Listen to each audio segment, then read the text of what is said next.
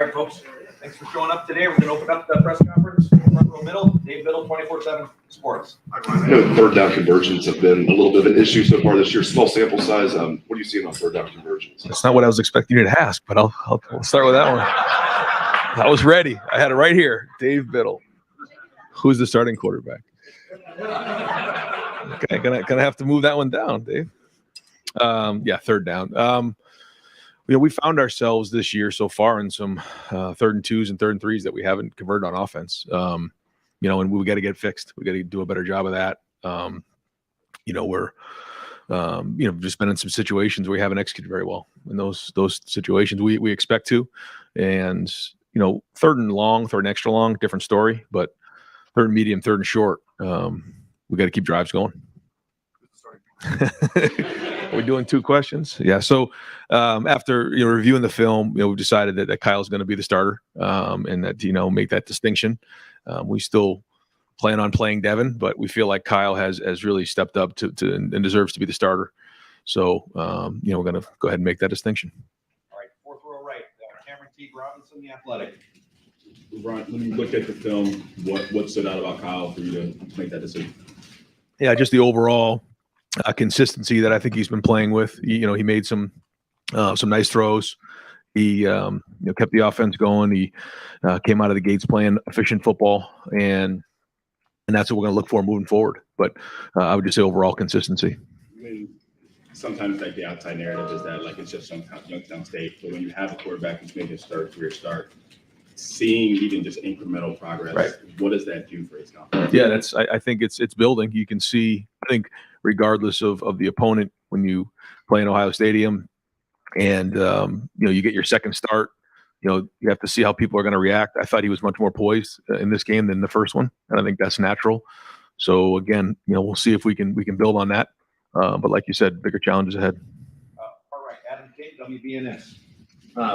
What will Devin's role be moving forward? Do you know? Do you want to get him out there, still schedule drives, or is it just whenever you get a chance? Yeah, we'd like to. We'd like to get him out there and play. I think it depends on the opponent, depends on the strategy. There's a lot that'll come into play each week. I don't think it'll be something that we do the same thing every week, but we'll look at the opponent, we'll look at the situation, we'll look at the schematics of it all, and see where he fits. Is this for Kyle to get out there and have one full game as a starter before going to South Bend? I think it's important for everybody to play well this week. We have to keep upgrading and keep playing. Kyle's no different, but I think we all want to have a great week of work, and we all want to keep getting better. And now we're getting into game 3, so want to keep building and growing. I think it's a really important week for us. All right, Spencer Holbrook, Letterman Row. When you review the film, what did you like from the offensive line, and what still concerns you about those 5? Yeah, I thought the protection overall was solid. I think they gave Kyle some good time. I got to keep building on that. I thought their effort and their finish was much better, and there was some good plays where I thought we came off the ball, but again, overall consistency is something that we're working on, and we got to get better. But there was some improvement there. But we expect on 3rd and 1, 3rd and 2, 3rd and 3 to execute to get first downs, and there was a couple penalties in there as well. So got to clean those things up. Specifically, he shows progress in blocking, but it has the penalties. How do you keep his mind right and make sure that hey, you're still on track to do some things that you want to do? Yeah, it's constant communication, and that's on us as coaches to make sure that we're doing the right things that he can do, and allowing him to play free and not worry about making mistakes, but at the same time think clearly and be able to put his best foot forward, put his best play on the field. If we're doing too many things, we got to cut back. If we're not doing enough to put him in a situation to be successful, then we have to look at that. And he has to just keep growing. But the more he plays, the better he's going to be. The talent's there. All right, Brian, you've expressed some frustration several times now about the shortening of the game, the fewer the plays. That's not changing. If you had a chance to talk with your staff about what can you do differently to take advantage of this? I think it's just on a week-to-week basis. I think we're in for a different challenge this week. This week you're going to see a team that throws the ball a lot more, plays faster, different challenge. So we'll just take it on a week-to-week basis and Listen, the bottom line is, if we get off the field or we convert on third downs, then we're moving more efficiently, and that's going to be the goal. But we do talk about what teams' goal is on each side of the ball and how they plan to attack us. And so we have to adjust and adapt based on who we're playing. And this week will be a different challenge. You said also that it's guys deserving to play. That's got to be hard as a coach when guys don't get to play. And how hard is that? Can you describe talking to guys that don't even get into the game because mainly of this shortened game? Yeah, I think they understand, but they want to get on the field. They came here to play, and we want to get them in the game. And the guys that deserve to. There's some guys that are still young that are working their way up, and the goal is that by the end of the season we have really good depth at all positions.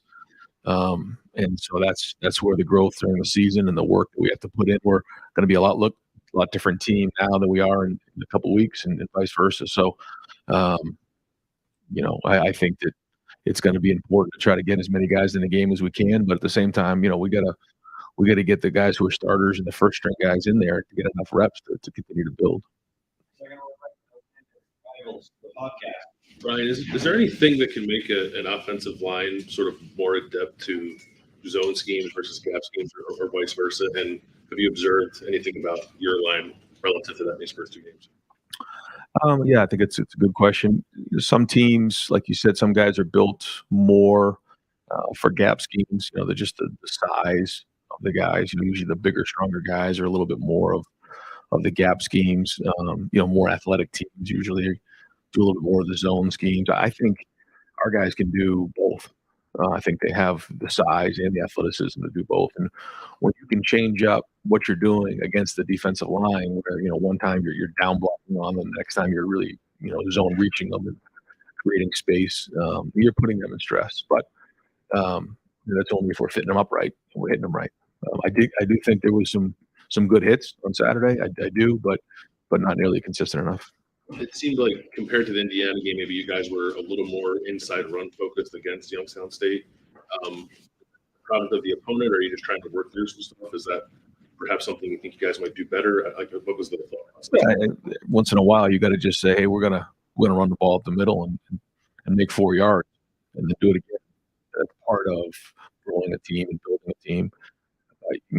We did a nice job a couple times of getting the ball to the perimeter and creating some explosive plays, but ultimately, we also have to run the ball inside the tackles. So there's a little bit of both going on there, especially in a game early in the season.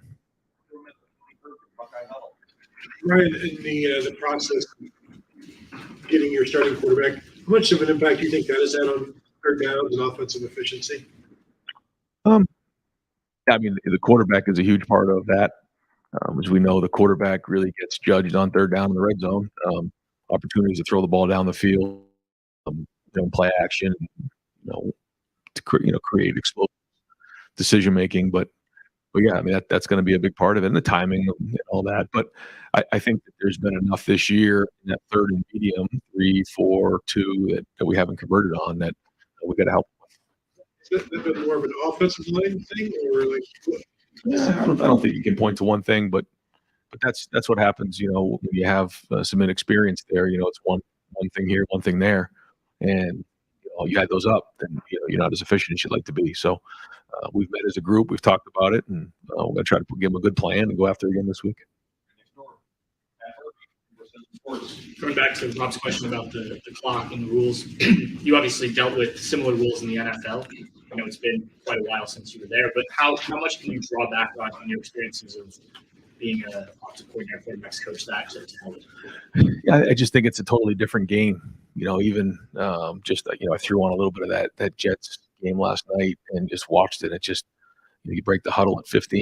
And, just the numbers aren't as big in that league as it is in college, and it's just very different that way. They play the game in the middle of the field. You really don't see any teams in the NFL go no huddle. Most of them are huddling for the most part, and so it's just different. There's just not as many plays in the NFL as there is in college. More games in the regular season, so just different. Yeah. Someone on the clock thing as a play caller, when you have certain things that you're trying to get done on the drive, certain things you want to get done in the game. how have the clock rules maybe affected what you want to run on game day, and also like feel like when you call something, it has to be more maximized than maybe in the past. Yeah. There's no question. It has to. We've talked about that as a team. It has to be more efficient. We got to come out of the gates and be efficient. I thought we did that. In the first quarter, we took the ball, and we were. How does it affect a game like it was on Saturday? You're trying to play fast. We're trying to play fast. They're trying to play slow. That's just kind of the back and forth of it all. When we start getting into some different games down the road, that's not going to be the focus. The focus will be on winning the game. But we tried to get as many plays as we possibly could. Your number is just your efficiency numbers are maybe down from the last couple of years.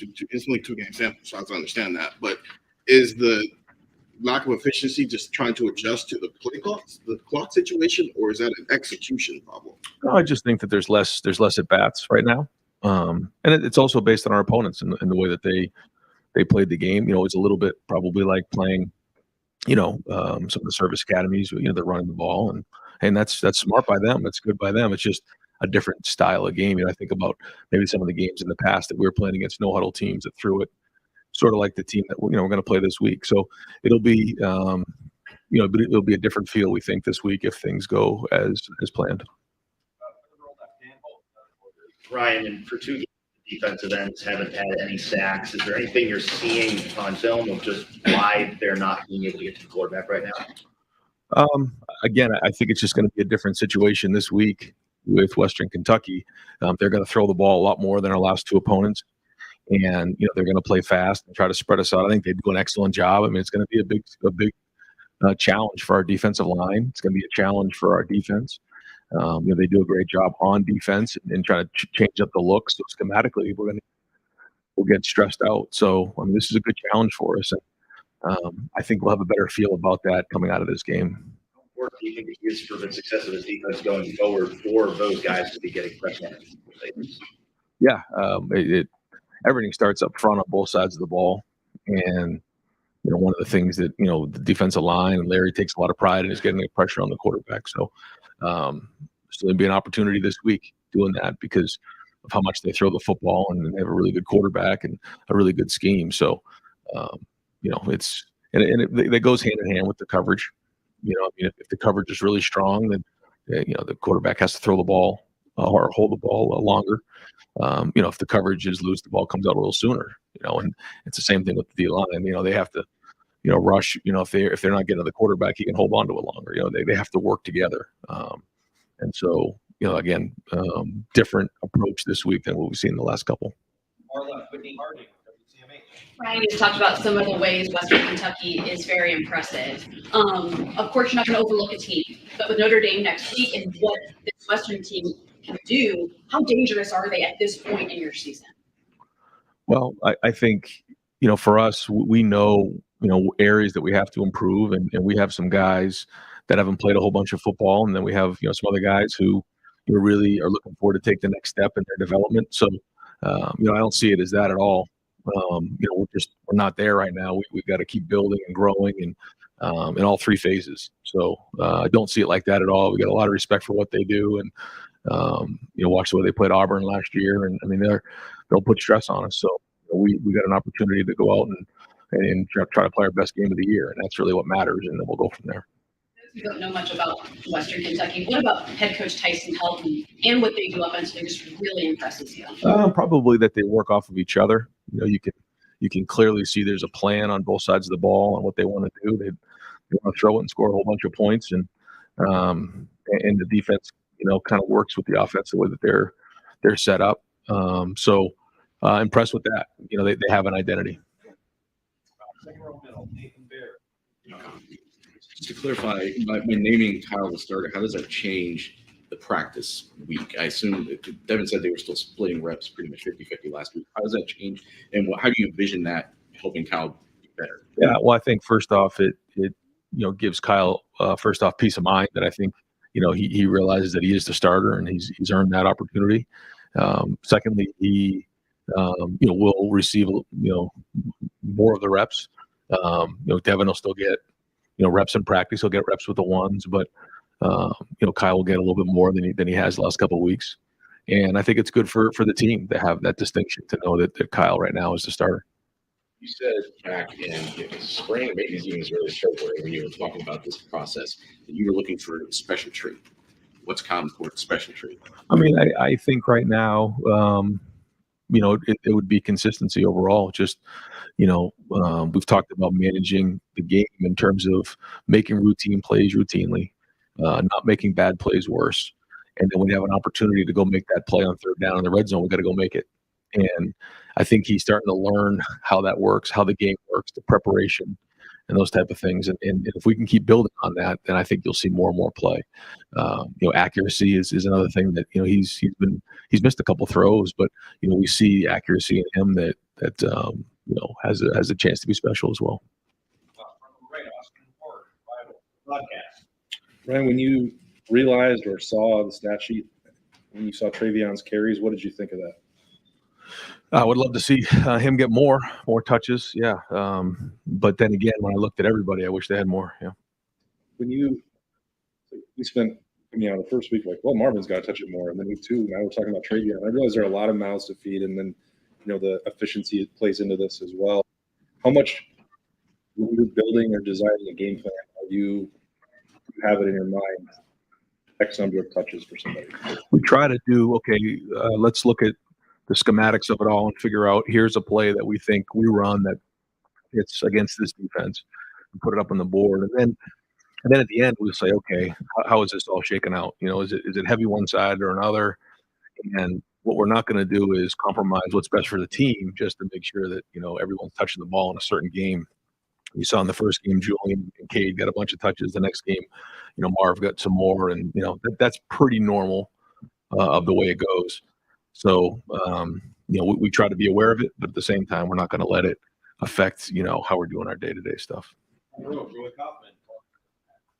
Ryan, have you faced an offense that's at all comparable to Western Kentucky in terms of just the volume in which they throw over the last few years? I felt like maybe a few years back against Indiana, they were throwing it a bunch, with Penix. I feel like they were throwing it a lot that year. You guys probably remember more than I do, but this is a little bit unique. Is there anything you can draw on some of those, maybe like just some of Jeff Brom's teams? So is there anything you can like draw on some of those teams you've faced before? That I know you don't typically face air raid a ton in the Big Ten, but is there anything you can draw on those games that you compare? Yeah. And I think Jim has probably a little bit more of a background with it being, coming from the Big 12 for a couple of years and seeing some of those styles of defense. And our styles of offense and going up against them. So he's got a pretty good, experience with those guys. So had some good conversations with him, and I think he's got a good plan. Far right, Clay Hall, WSY next. You think this is good prep for Notre Dame, just in terms of Hartman being an accomplished guy? I think so. Yeah. I think it's a good challenge for our guys. I do. I think it's a good challenge for all of us. So looking forward to getting to work and getting, it's a 4:00 game for us. We got the night game the next week. So, we played the noon game this past week. So I think, you're hitting a couple different times. You're hitting a couple different schemes, different styles. We've had a game on the road. So it's been good. It's been a good start for us. But now, going into the third week, we got to ratchet it up even more. Are you sounding a warning that you can't worry about next week today? I just don't think that that's where we're at right now. I just think that we're one day at a time, growing every day. We know we want to play our best football at the end of the season, but we got to get better like now, and that's the message.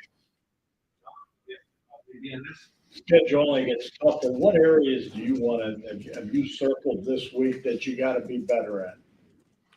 Well, the third down is something that just statistically jumps out, but it's all areas. I can't sit here and tell you that we're a finished product in any one area.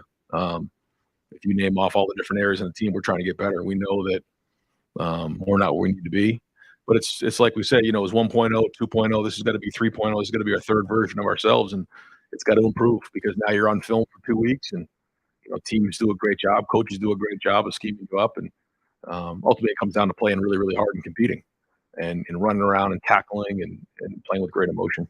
Did you see the improvement you wanted to see in the running game from your O-line? No, pretty high standard. I'm not going to sit here and tell you there's anything that I'm, content with right now. We got a long way to go in all areas. We just got to keep growing and building, and I think that's a good approach to have, to stay hungry every week. I mentioned last night's NFL game. It's just another reminder that, we're one play away of playing for the quarterback. And how did Devin take the message and distinction with Kyle being the starter? What do you need to see from his development to know that he's ready to? Yeah, Devin's a great competitor. He wants it really bad. And, he knows that he's one play away, like you said. And he was great. But at the same time, he's got to get back to work this week and get better in the areas he needs to improve on, and we've talked about it. I think it's just the overall consistency for him. You can see it, but he hasn't played a lot, so we're going to try to get him more and more experience. And hopefully the next time he gets out there, he's a little bit more poised and has a feel for the game because the talent is certainly there. Right in front of him, Dylan Davis. In the offseason, you talked about kind of stepping away and trying to have a full hand in everything in this building. I guess almost 3 weeks into the season, how would you grade your ability to do that? Are you even still focused on doing that, or have you kind of reverted back? No. I think that I'm definitely doing that better and more than I have in the past. But at the same time, we have young quarterbacks, and we got to continually work through the beginning stages of the season. So pushing hard in that area as well. Long days, but that's okay. That's part of the job. But I think certainly Quinn Temple has really helped with that a lot. He's taken a lot of those things off of my plate just in terms of the overall management of the building.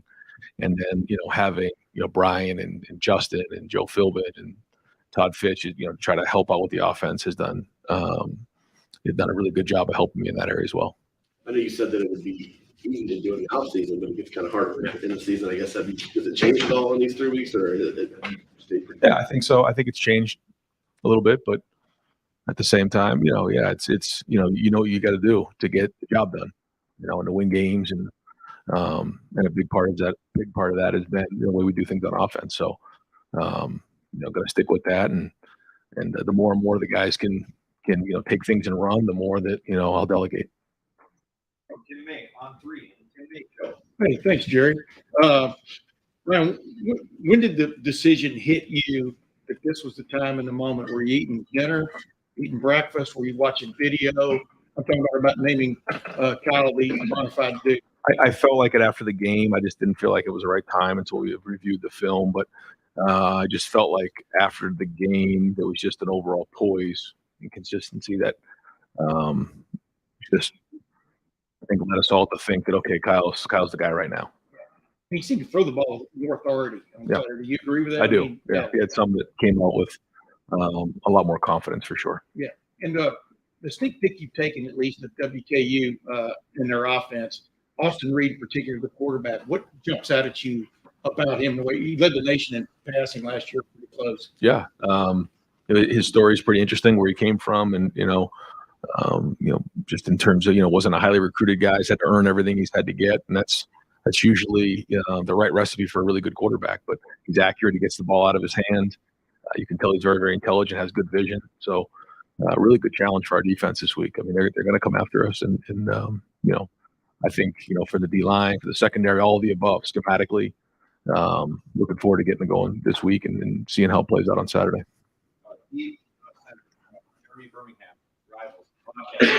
Ryan, there was a lot of focus all offseason about leadership, the committees, the finding guys to step up and be that guy. A lot of the guys that have been picked, Cade, Xavier, Tommy, these are guys that are quiet guys. On the outside looking at you guys, obviously see practice, you see a lot more than we do. Is there any concern that there's not a vocal enough presence in the locker room or on the field? It seems like there's just a little bit of flatness at times, because that's just the way those guys are. It's not a knock, but is there something more you're looking for? I think Tommy does have a pretty strong voice out there on the field. I agree with you. I think off the field, he's a man of few words, but on the field, I mean, you can feel him. You can hear him. He has passion. He has intensity, and he runs the defense out there. I think Mike Hall really, you feel him. You feel him on the field. I think Travion Henderson has done a really good job. I mean, you feel his every day at practice. You feel him on the field.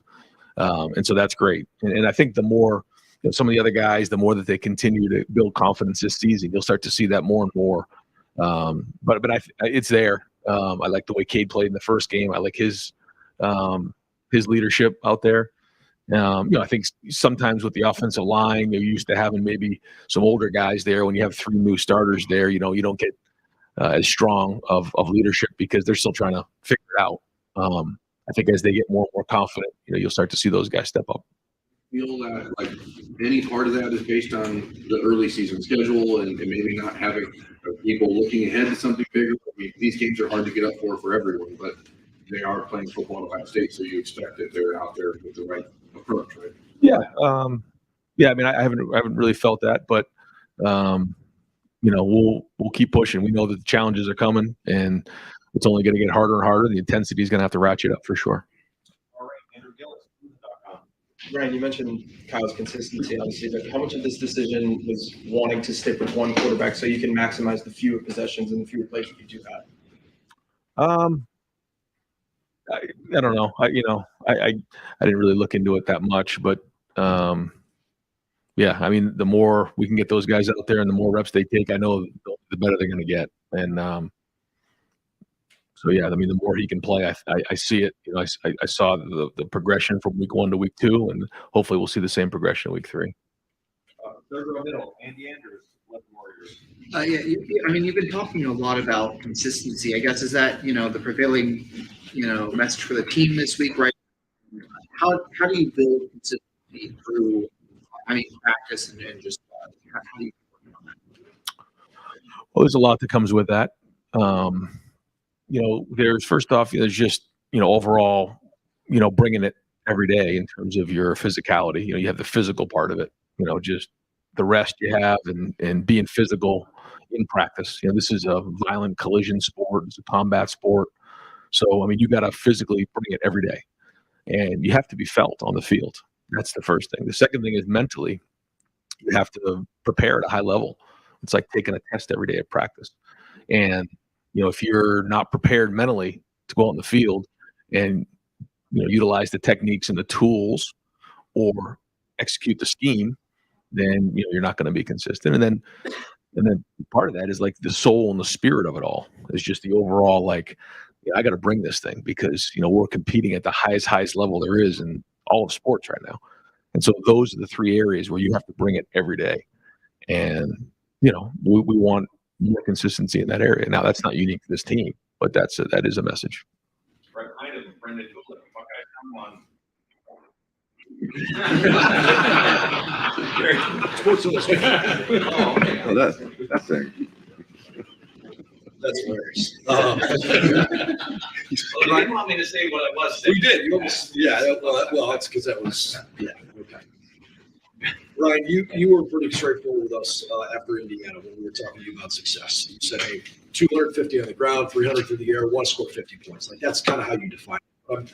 I'm curious, like in a week like this, aside from that, how do you define success this week? Like, what things are you looking at saying, hey, if version 3.0 of us is going to be really good, this, that, whatever it might be, how do you define success this week? Well, I think the first thing is you want everyone to grade out a champion. You've heard us talk about that. So, we look at effort, we look at execution, we look at different things. And if guys grade over 80%, then they're a champion. I mean, that's a tangible thing you can look at. And, if you have your starters or you have a good portion of your offense or defense, grade out a champion, that's probably a pretty good day. If you don't, then that's not the direction we're trying to go in. So that's the job of the position coaches and the unit coaches and the leaders to make sure that their unit is grading out a champion. And we have to be, hard and hold our standard of what is considered a champion and what isn't, because that's ultimately what it comes down to. Now, we'll also look at the game and see, how do we do in third downs? How do we do in red zone? We go through all those situations in the team meeting on Sunday to win those situations. We look at rushing yards. We look at explosive plays. We look at the red zone. We look at third down. We won most of those. We did not win third medium.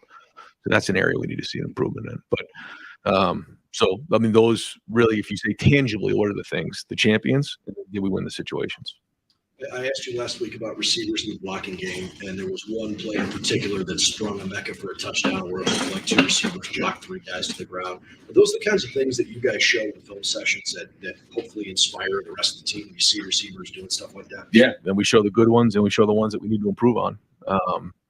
And it's part of our meeting on Sunday, and that was one of the ones that were on. That was a huge play. They did a great job. Also, the one on Travion's touchdown, Mecca and Marvin did a really nice job, 3 for 3 on the perimeter. You make those blocks, that's when good turns to great, and that was a huge emphasis going into last week. We thought that we needed to block the perimeter better. We did that. Got to keep improving. Bigger challenges are coming ahead, but there was definitely some tangible things that we saw that we showed the guys where if we make those blocks on the perimeter, we get the ball out there. That's a gain of 2 touchdowns. That if you don't make those blocks, they're gains of 5 and 6. So everyone has to do their part on offense. It's coaching point that you train on that play. You know what I mean? The touchdown was called back for holding. Again, I got feedback that that probably was not a hold. So I don't know. What to say. That's all I wanted. Yeah. Got time for just a couple more. Front row, Bill Rabinowitz, Columbus Dispatch.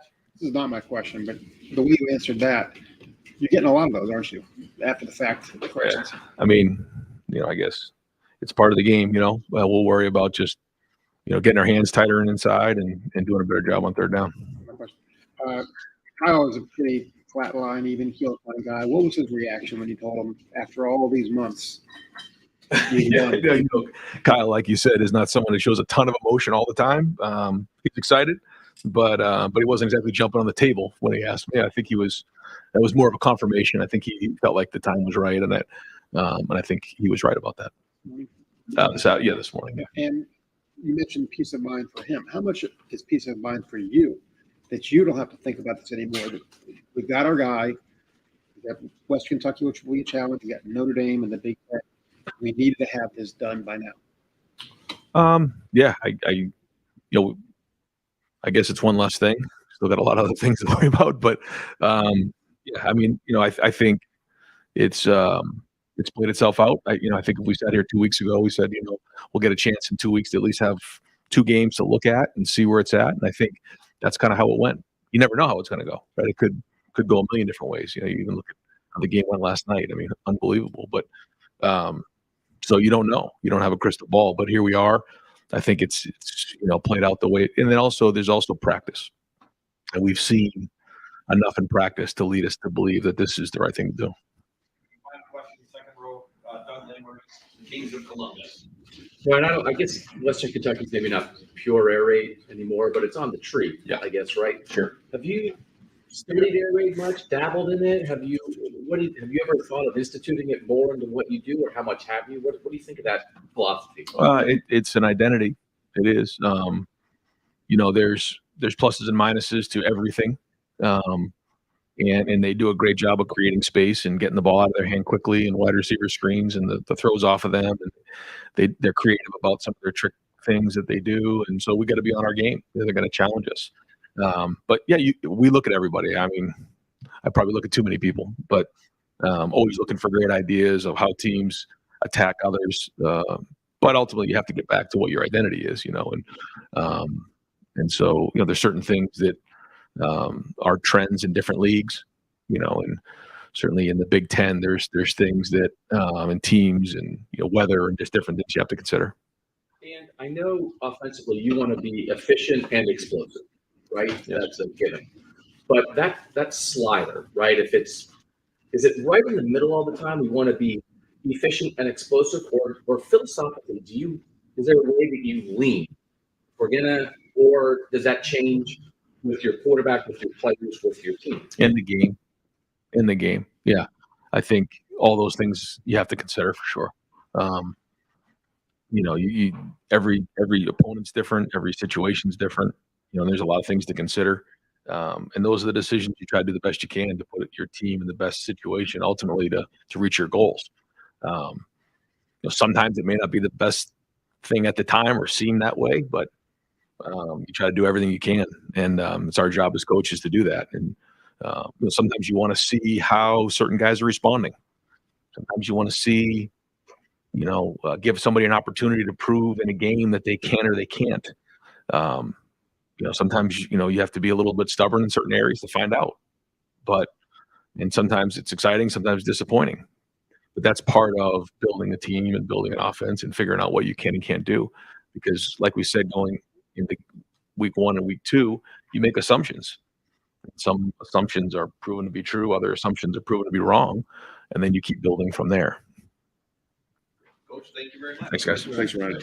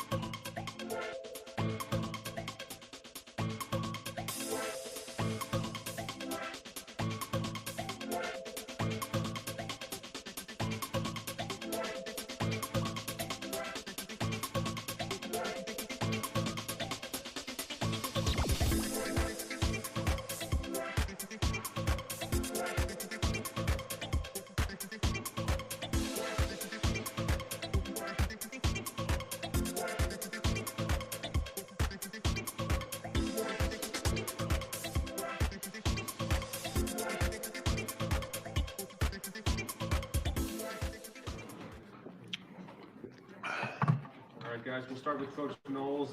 Here, front row left, Dave Biddle. Hey, Coach, what are you seeing out of Jack and JT off the edge? Is it we're not getting a lot of pressure, but is it scheme? Are they getting their job done? Just what are you seeing out of JT and Jack? Yeah, they're getting their job done. You know, we faced 2 games where really there weren't that many opportunities to pass rush. You know, that chance will come probably this week, but like I always say, you never know. It looks like this week they're going to get their chance. You know, we faced an option attack and last week a lot of teams trying to run the ball on 3rd down, shorten the game. So they just haven't had the opportunities yet. Right behind him, Nathan Baird, Cleveland.com. As you've been formulating this, your defensive philosophy over the years, these run or RPO heavy offenses, how much do you have to adjust your philosophy to attack a team like this, or do you feel like this philosophy is built already to Yeah, we built it over the years for the RPO. I think sometimes you can get lulled to sleep, or lose your eyes. A lot of it is about eye discipline, but the answers are there. They're in the system. I feel good about what we have. It's just continued training. All right, we'll go next to Spencer Holbrook, Letterman Row. Jim, what did you like so much about Jordan in the slot on Saturday? Do you think that you guys are going to be able to use that to your advantage moving forward? Yeah, he's a athletic, competitive guy, who showed also from that position a willingness to tackle, so those guys get into the middle as tacklers. And he showed a toughness also with having the foot speed of a corner, which is ideally what you look for. We'll go second row right here, Bill Landis. Jim, I guess just maybe as part of your philosophy, how important are havoc plays behind the line of scrimmage, tackle for loss and sacks, and when you come out of a game where you're playing an FCS opponent, you only get 3 tackles for loss against a team that runs the ball a lot. Is that not meeting the standard, or do you not concern yourself with those kind of things? I think I've adjusted, I think when you're at places where you need to live in that world, feast or famine type of world where you're trying to make sure that you take a lot of chances, do a lot of different things to somehow gain advantage. I think I've adjusted my philosophy here because we have different players, and my job is to make sure that we win the game, not get the TFLs. And a lot of times I think the best philosophy here is to let the guys play, keep the points off the board. That's an adjustment from Oklahoma State. Absolutely. To here. Absolutely. When did that kind of click for you, I guess? Probably last year when we experienced some issues. Yeah. It was, I think if you live in that world against teams that, where you have a skill advantage, it can look really nice. But when you get into the matchup games, I found that it can hurt you. So you need to be able to adjust. So when you look in your past, just especially the last 2 years in Oklahoma State, you guys were among the best teams in the country and making those kind of plays. Were those more the byproduct of, I guess, hyper aggression, being willing to sell out a little more to make those plays? Absolutely. Yep. Fourth row middle, Tony Gerdeman, Buckeye Hell. Jim, seemed like you guys lost leverage a little bit more this week than the previous week. Would you agree with that? What would you assess that? Yeah, I do agree with that. I think it's guys trying to do too much. We have to make sure that as coaches that they do their jobs and trust the defense. We have guys who want to make plays, and I think at times that leads you to,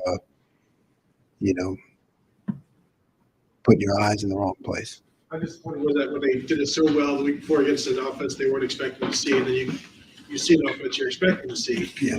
And Yeah, I think the first week, we definitely got into because it was such a different approach, the option that we hadn't practiced. I think all the guys came together and we made adjustments, and it felt like the energy and everybody was, just trying to get their job done because you're trying to figure out the option.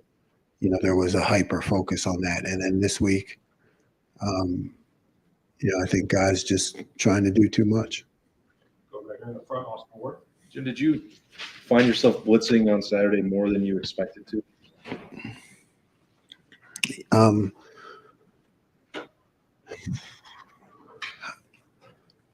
I always expect to blitz, just pick and choose the moments.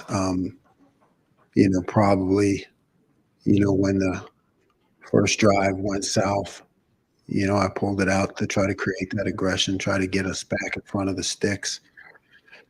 But in general, overall, probably not. A couple times on the first drive more than I would have expected. Stay here in the front row. Joey Kaufman, Columbus Dispatch.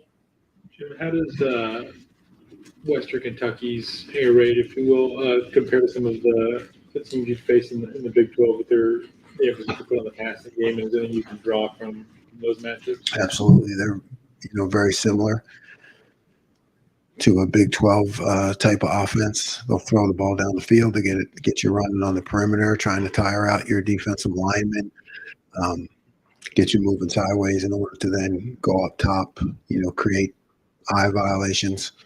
So, yeah, it's similar. Are there things from those, like, to stop a team like that, things that are really important for your defense? Yeah, you have to be able to keep the ball in front of you. You got to be able to, I call it smart swarm. You got to be able to chase with proper leverage. You can't just chase randomly on the screens. Everybody's got to be at the right place. Go third row middle. Dan Hope of the Warriors. Jim, what went into the decision to take Malik out of the game after that first series and go with Jihad rest of the way? Malik just looked like he struggled a little bit on the first series, and that's natural for a true freshman. He still will have the opportunity to play. Just thought it was best to get Jihad in there, a guy who had a little more experience. Where do things stand right now in terms of who your top free safety is going for this week? Well, if Josh is healthy, depending on what kind of practice time he gets, right? It really depends on practice and how well you practice. But I could see Josh moving back in there. With deep center field, Jeremy Birmingham. Maybe this is me playing too much video games when I was younger, but when you have a guy like Sonny Styles who is so different and can move and play basically on the edge or play nickel or play deep safety, in a week like this where you're playing against a team that you expect to throw the ball around a lot, is there any thought to having him in the middle and keeping Jordan on the field in the slot so you can get both of those guys' length and athleticism out there? Yeah, I think it's always a possibility. Sonny can do a lot of different things, and we want to build that in. At the same time, Sonny's young, and we want to make sure he gains the experience necessary to be, a premier player at his position. So it's always that balance. How much more do you, anything you do with him in other places, which could be a problem, you do take away from his learning and progress at his position. Come back down here to the front over the North Columbus Dispatch. Just how big a test will this be for you? Because you're going to, I'm sure your secondary is waiting for somebody to test them. How big a test is this going to be? I think it's a big test. I really do. This is an offense that will attack on the perimeter and downfield. We had some issues with that last year. We've gotten better in our first couple games in terms of explosive plays and minimizing that, but we haven't really been tested yet, so this will be important.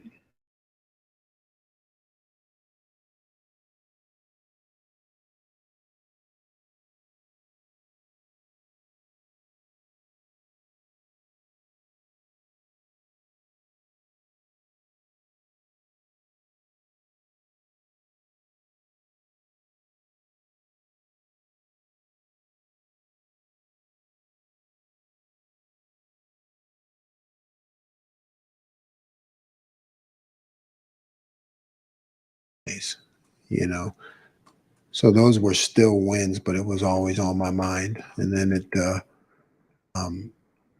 really came in after the season when I did the study. Kyle Cameron, Steve Robinson, Jim, you look at games, and obviously the most important, like obviously the thing important is you want to get your hands on the ball, you want to intercept it. But when a guy like Davis, even if he gives up a completion, he rarely gives up a tackle on the outside. That sometimes sometimes it's sort of a outside point. His ability to play on the outside, Ron. Yeah. I think nowadays people think of corners just as cover guys, but teams build that in. When you're playing with 5 DBs or different situations, they build that in to try to get to the corner in the run game and in the scheme. So I think it's a big bonus to have a guy like him who will tackle. Go right here to the second row middle, Stephen Means, Cleveland.com. Just more on the Jordan Hancock, Cameron Martinez situation. When you're deciding whether you're going to go with a corner or a safety there in those 3rd and long situations, what is going through you and Perry's mind when you're trying to decide which one you want to go with in that situation? Well, you're balancing how much man you're going to play versus how much zone, how much disguise you want to have, what has been their zone training, do they understand all the calls, that the safeties would? Do they understand all the calls? Do they understand all the different formations? Man is man. You'd certainly want the corner there, but you have to have other looks off. So now it's okay. Does he understand those? Does he understand where he fits in the zone? All right, there's some Doug Lamer-Reese, Riley. Jim, again, what you're talking about is sort of adjusting your philosophy. Is that difficult? Was it obvious to you? Was it something that when you came to Ohio State, you thought maybe I will be less feast or famine because of the types of player? I'm just curious about, you've been doing this for a long time. How much of a sea change is this for you? It's a change. How much, I don't know. I try to pride myself in changing, over the years because the game changes, your personnel changes. I can't, if I'm honest, I can't say that was on my mind when I came here because the things that you do the previous stop are working, so you bring those with you. But I was of the mindset, of course, okay, I have to see the personnel. I have to see how they react. I have to see how they handle, all the different patterns and the comprehensive nature of the system. And then, it's really just learning and trying to grow and trying to do what's best to win. Not what I know, it's what our players know, and it's what they do best. And then just philosophically, and I know it probably changes games at a place like this with the players you have here, do you take more risks and are more aggressive in an equal talent game against the best opposition, or do you back off on the aggressiveness in an equal talent game because we still trust our guys and we don't want to give up a big play because we're trying to be aggressive? You know what I mean? Yeah, you have to see the flow of the game. You have to, it's always about balance, right? You never want to be predictable. You want to be able to put the pressure in when it's least expected. So to me, it's really about balance and unpredictability. You don't want somebody to be able to just line you up and say they know what you're going to do. So you're just trying to change up. And when you get to those games, you have to look at yourself, scout, and you have to say, okay, what have I done in this situation in the past? And do I want to stick with it, or is it time to throw a curveball? For just a couple more, we'll go deep left. Justin Holcomb. After the game, Denzel said he had much more of a pro approach to how he went about the offseason and is now seeing the results of that. How have you seen that, whether it's on film, you talk about habits being what a person is, how have you seen that come to fruition these past 2 weeks?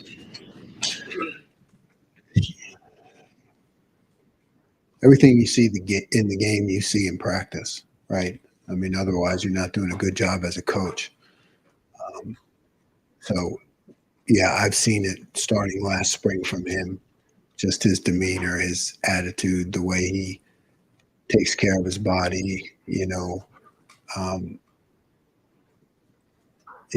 the brightness in his eyes, the locked in learning, all those things. So we saw it all through spring camp and expect to see it in the game, and we have so far.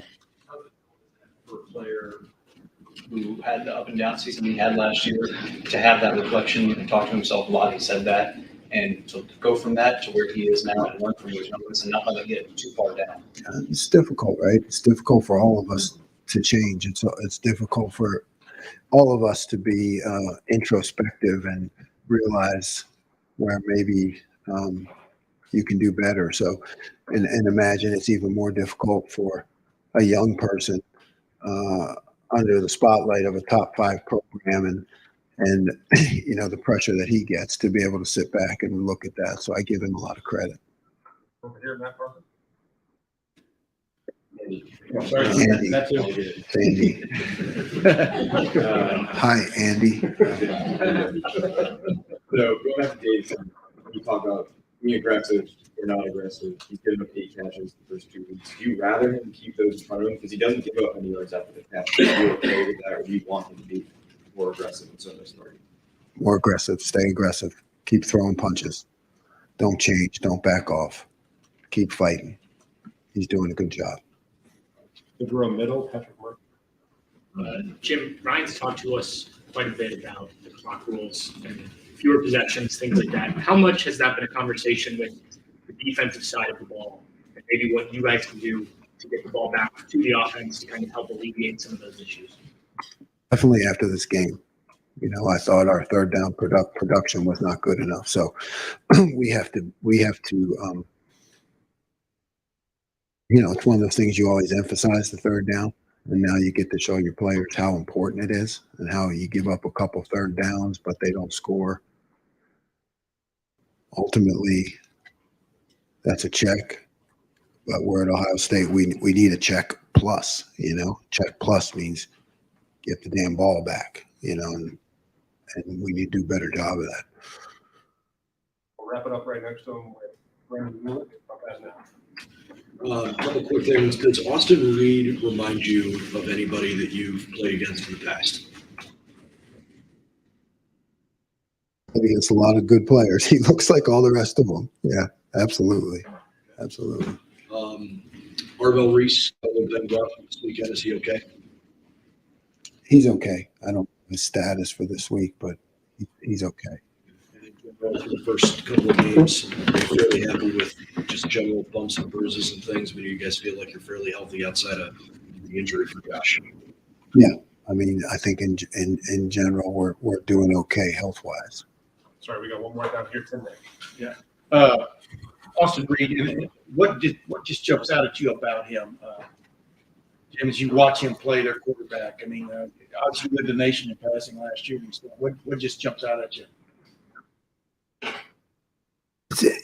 He seemed like a quarter. I call it. He operates with impunity. Just like he just has a catch the ball, slinging around mentality. Doesn't get hit a lot. You know what I mean? That's where you really take notice, is just like an operator, like a cool operator. And he's just never seems under pressure. Doesn't make a lot of bad throws.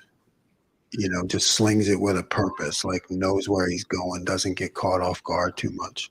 The other thing, going in a game like this, I would think my thought on this game is they're going to come in throwing haymakers and seeing if y'all can handle it. I mean, that's kind of a rudimentary way of looking at it, but do you have that sense too? I mean, how do you keep your defense, I guess, how do you heighten the alert, on the defensive side of the ball about what these guys have in mind? It's coaching, that's coaching. You have to show them what they're up against, prepare them, have a plan. But yeah, I think they'll do the same thing. I think they ran 90 plays against Auburn last year. Yeah. So, I don't expect that they're going to try to slow the game down like we've seen the last 2 weeks. Thank you, man. Thank you very much. Thank you.